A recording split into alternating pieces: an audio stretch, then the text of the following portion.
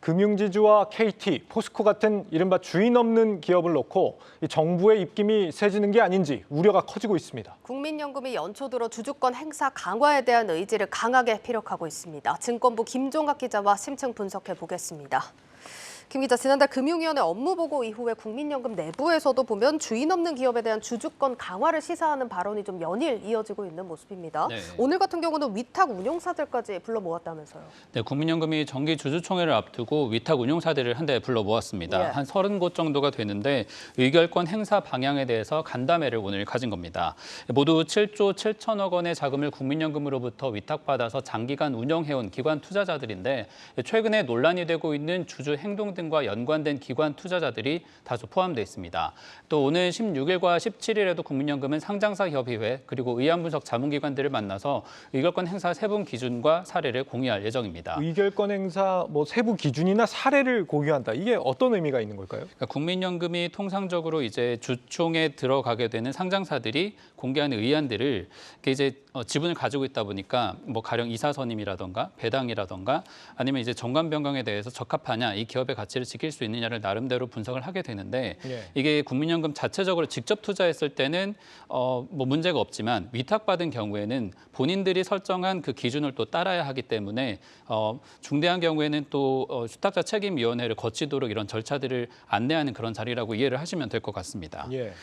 네, 그래서 이런 자리들을 지금 진행을 할 예정이고 국민연금이 이런 설명회를 통해서 이제 주주권 행사 가이드라인을 전달하는 그냥 통상적인 절차다라고 일단은 설명하고 있지만 아무래도 이 자리가 단순 권고는 아닌데다가 그 시점상 또 절묘한 문제가 있습니다. 우선 국민연금 안팎에서 올해 정기 주주총회에서 기관 투자자들의 책임 투자를 명시한 스튜어드십 강화에 대한 요구가 예년보다 부쩍 커졌다는 겁니다. 또 KTNG와 SM 등 국민연금 지분이 큰 기업을 상대로 행동주의 활동까지 이어지면서 표대결에 미치는 영향이 큰 국민연금의 주주권, 이에 대한 무게감도 달라졌습니다. 국내 주식시장 큰손인 국민연금이 주주권 행사를 본격적으로 이렇게 강화한 게 2018년에 이제 기관 투자자에 대한 책임 투자 명시를 한 이 스튜어드십 코드거든요. 근데 그 이후에 또 하나 2020년부터 책임 투자형 위탁 운용사에 대해서 운용 보고를 좀 강화하는 그런 조치들이 연달아 이어져 왔습니다.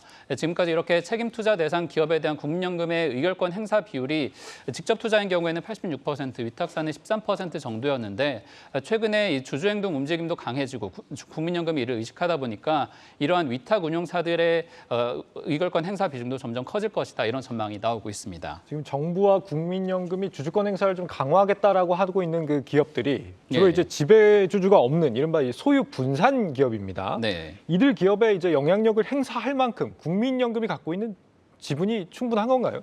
국민연금이 우리나라 전체 시가총액의 한 5%, 10% 사이 정도를 지금 차지하고 있는데 웬만한 기업들이 다 주주를 차지하고 있습니다. 네. 비율을 찾아보면 국민연금이 지금 이제 보유하고 있는 기업들을 보면 최근에 CEO 재공모 문제로 논란이 되고 있는 KT가 9.95% 정도 있고 포스코홀딩스가 8.72%, KT 8%, 신한금융, 우리금융 이런 웬만한 금융지주사들까지 전부 다 국민연금이 지분을 보유하고 있다, 이렇게 볼 수 있습니다. 예. 아무래도 영향력이 굉장히 크다라고 볼 수 있는데 더구나 국민연금이 이런 점을 의식해서 최근에 지난해까지만 해도 한 10% 정도 보유하고 있던 KT의 지분을 9.95%로 낮췄거든요. 이게 무슨 의미냐면 그 기업의 특정 기업의 지분을 10% 이상 보유하게 되면 단기 매매 차익을 반환할 때 굉장히 문제가 되는데 주주권 행사를 위해서 이 비율을 조금 낮췄다, 이렇게 지금 해석이 되고 있습니다. 국민연금이 단순히 보유만 하는 것이 아니라 정말 이제 공언한 대로 기업들에 대해서 영향력을 키우겠다라는 의도가 여기에서도 좀 읽히는 부분이고요.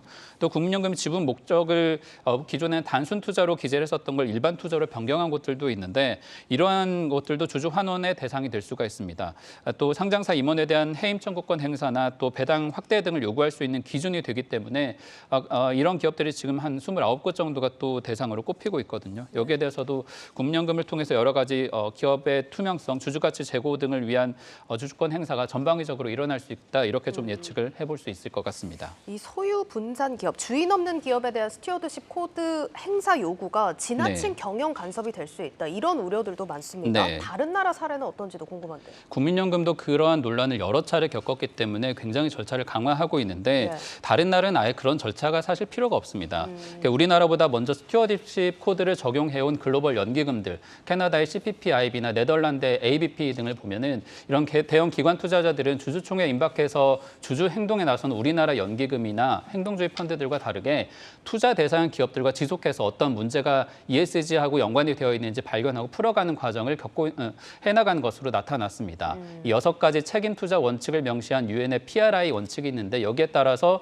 주주 활동 대상 기업으로 선정하고 나면 실제 주주 행동에 나서기까지 주주 서한이라든가 면담을 수시로 진행하면서 기업 가치를 높여오는 그런 방식을 택하고 있습니다. 이에 반해서 우리나라 국민연금과 기관 투자자들의 실정은 그렇지 못합니다. 이 상장사들과 대화가 충분하지 않은 상태에서 이 주주 가치 훼손을 좀 우려할 수 있는 주주총회 안건이 올라오게 되다 보니까 뭐 연기금도 마찬가지고 외국계나 전문 운용사들은 그 예안에 대해서 반대를 하는 비율이 상당히 높을 수밖에 없는데 실제로 데이터로도 이게 나타납니다. 이 외국계 기관의 의한 반대율이 7.8% 지난해 기록을 했는데 이게 전체 기관 투자자가 반대 행사한 4.2%보다 상당히 높은 비율이 된 것으로 알 수 있습니다. 우리나라는 기업하고 사전에 충분하게 소통하는 과정이 좀 부족하다 보니까 아무래도 뭐 외국계들 잡음도 많이 나고 이런 이런 얘기네요. 그리고요. 네, 또 하나 다른 점은 국민연금이란 기관 자체가 보건복지부 산하에 있는 국민 노후 자금을 운용하는 기관이라는 점입니다. 다른 나라 앞서 예를 들었던 캐나다나 네덜란드 같은 곳들은 독립적인 또 기관이 따로 의안을 분석하고 그 의안에 대해서 주주권 행사하도록 되어 있는데 예. 국민연금은 전혀 그런 구조가 아니라는 점에서 약점을 가지고 있어서 이런 독립적인 지배 구조를 갖고서 행동하기엔 상당히 제약이 있습니다.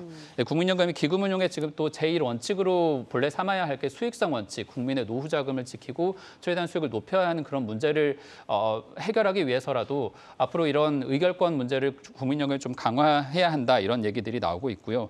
그리고 또 지금 최근에 논란으로 주목을 받고 있지만 우리나라의 스튜어드십 코드를 통해서 이제 주주권 행사가 이 시행되는 것도 이제 5년 차 정도밖에 되지 않습니다. 사실은 굉장히 역사가 짧은 상태라서 이에 대해서 좀 더 보완될 필요가 있는데 국민연금의 주주활동 대상 기업 수가 2020년 109곳에서 2021년 145곳으로 늘고 주주 서한이나 면담을 하는 기업도 조금씩 늘고는 있지만 여전히 좀 더딘 속도로 진행이 되고 있는 상태입니다.